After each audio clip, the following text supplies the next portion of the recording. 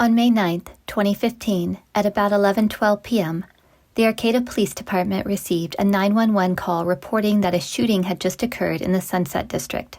Arcata Police Department officers responded to the residence and discovered a 38-year-old victim, Trevor Mark Harrison, suffering from what appeared to be a gunshot wound in the left shoulder. Harrison was transported to Mad River Community Hospital, where he was pronounced dead.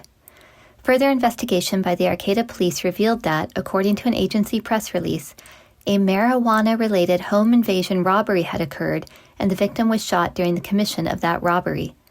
The suspects were described as two white male adults, possibly in their 20s, wearing dark clothing, and a white female adult described as being in her late 20s or early 30s with the possible first name of Kim.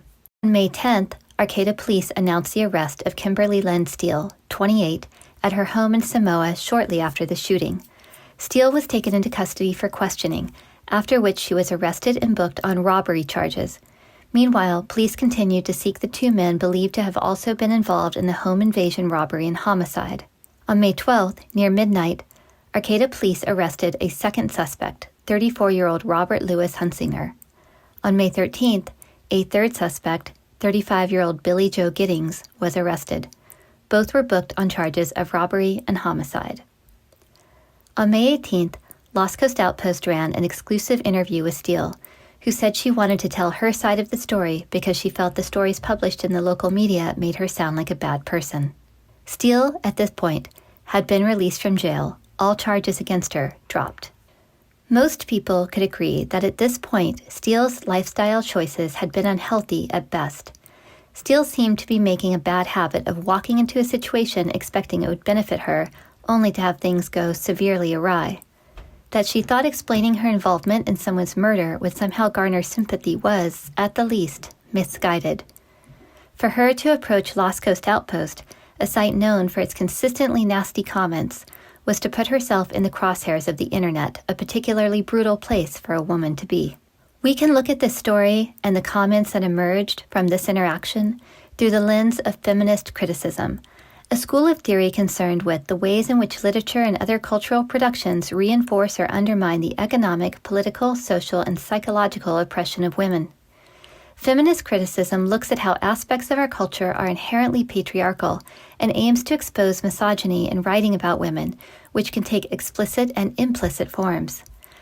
Assumed in this analysis is the fact that all of Western civilization is deeply rooted in patriarchal ideology. For example, in the biblical portrayal of Eve as the origin of sin and death in the world. Further, feminist criticism believes gender issues play a part in every aspect of human production and experience, including the production and experience of literature, whether we are consciously aware of these issues or not. While describing Lost Coast Outpost as literature may be a stretch, the gendered hatred in the comments section is clear. Let's talk about this photo. The photo, it turns out, was at the urging of Lost Coast Outpost reporters who were, at the time, all male. The news outlet still only has one full-time woman on staff compared to 5 full-time men. According to reporter Ryan Burns, we asked her if we could take her photo. It wasn't her idea. She could and should have said no, but she was one woman, one troubled and vulnerable woman in a room full of male media figures calculating how to add value to her story. And we measure media value these days by page views. And so she made what can only be characterized as an abysmally clueless decision to not only let her photo be taken, but to pose as if she's taking a belated senior portrait. Did the photographer provide direction? We don't know. What we do know is that the trolls were delighted. This fucking evil cunt's psychopath smirk with her tits out. Why are her tits all out? Real classy. No one cares about your tits, junkie snitch. Really, what a bizarre message she is sending showing us her cleavage. I'm guessing they have gotten her out of messes in the past. Maybe cleavage makes her smile. I know it works for me. I guess she thinks she has killer cleavage. Having bodacious tatas may convince some. Without the bra, it probably resembles the old lady in the Playboy cartoons. To show off her titch, but the cleavage, not.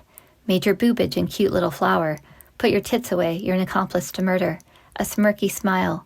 This POS, and she sits there with that damn smug smile on her face. Shut the F up and button up your shirt, stupid. The photo heightened the opportunities for misogyny, but Lost Coast Outpost readers arrived fully ready to deploy a stream of unrelated sexist comments. Maybe she blew the detective. Seems like that kind of girl. I was thinking, would like to meet this Kim Steele babe and offer her a fresh start. I could use some of that. I am not straight and narrow, though. I am straight and thick. Must be nice to be a woman and get a full media press and whirlwind book tour and Lifetime movie for committing murder. Now let's see a follow-up story on how much public money this bitch has received from the government over the last 10 years. Welfare, food stamps, childcare, etc. I bet she listed herself as unemployed on all kinds of assistance documents.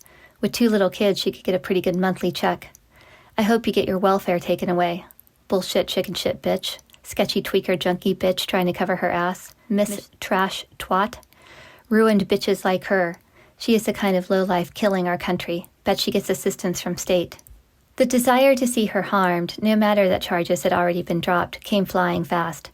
Hope this fat bitch gets the death penalty. Kim Steele should get a bullet to the head and be left to bleed out slowly. I just have to put it out there. Needs to have a little taste of, let's say, curb. Wire that pie hole in her face shut. Death is too good for some people, feel me? I hope you get killed. Adios, Kimberly Steele. Hope you have eyes in the back of your head so you can see that sharpened piece of scrap metal or plastic that will be sent through your neck in the prison showers. Will likely get killed in jail. I love it. Kimberly Steele, I hope you get it slow and painful. When you get stabbed to pieces with sketchy little prison knives that will break off in your face and take about 100 stabs to make you slowly bleed to death through many small cuts, you trash pile junkie murderer. At the time, we didn't know the outcome of the arrest and trial. The story wouldn't wrap until 2 years later. At the time, Steele just wanted to persuade people that she was innocent, to distance herself from the crime, so she reached out to the men who had power over the story being publicly told about her. Understandable. Many people who have had their mugshots posted on Loco only to have the charges later dropped have felt the same way. But Steele's attempt to clear her name was akin to digging her own grave, and Los Coast Outpost readers were happy to help bury her. Steele's story brought forth specifically gendered insults and threats, as well as assumptions about Steele's relationship to social services and her worth as a mother. When I brought this up to reporter Ryan Burns at the time, and I will note Ryan is one of my closest friends, he responded to say, I personally found her story fascinating, a glimpse into a criminal lifestyle that's obviously quite common around here. Perhaps in a different world, one that didn't invite society's worst to leave comments, that would have been the story that emerged. Maybe if the ground for misogyny wasn't so fertile, this interview could have offered a deep dive into a way of life that so many people in Humboldt are only a few degrees or less removed from. Instead of forming a virtual lynch mob, lighting a bonfire and fantasizing about watching Steele burn, we could have turned to our own families and friends, discussed our community and how to better it, or how to better protect it. We know in the last 25 years, the number of women and girls caught in the criminal justice system has skyrocketed. Many have been swept up in the war on drugs and subject to increasingly punitive sentencing policies. There are now more than 200,000 women behind bars and more than 1 million on probation and parole. Many of these women struggle with substance abuse, mental illness, and histories of physical and sexual abuse. Few get the services they need. We don't know what happened to Kimberly Steele. We don't know what kind of person she was at the time or is now. We do know through follow-up stories covering the court case that she was never charged, and that in the sentencing of the man ultimately held responsible, Kimberly Steele was named as a victim of assault with a firearm. We know that according to the victim's mother, Steele ran to Harrison as soon as the killer left, trying to apply first aid to keep him alive. We also know that whatever the intent of the story, the reality is Kimberly Steele put herself in the hands of a male-dominated media machine, willing to throw her to an army of readers already in the habit of posting sexist, racist, and generally hate-filled comments, and thus ready to gleefully shame Steele in ways specific to her gender. This story became her internet legacy and provided a place for online misogyny to thrive.